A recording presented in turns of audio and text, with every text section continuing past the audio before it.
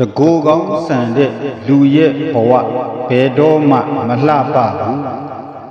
တစ်ဖက်သားရဲ့ယူသားမှုနဲ့ဂုံတိတ်ခါကိုရိုက်ချိုးလိုက်ရလို့အဟုတ်ကြီးမှတ်မနေနဲ့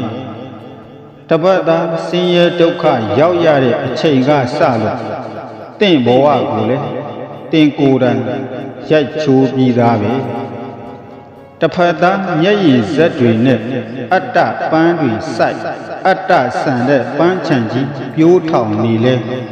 တင်စိုက်တဲ့ပန်းဘယ်တော့မှမလန်းနိုင်ပါဘူး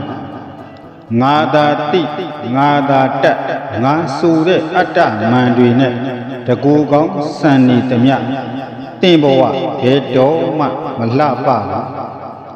တစ်ဖက်သားရဲ့အာနာမှုလက်လျောမှုစာနာမှုတွေကိုအတုံးချပြီးဖိလေလေတင်ဘဝလည်းပိုပြီးဖိလေလေပဲတစ်ဖက်သားကိုအပြစ်မရှိအပြစ်ရှာအနှစ်မပါတဲ့စကားလုံးတွေနဲ့ထိုးနှက်လေလေ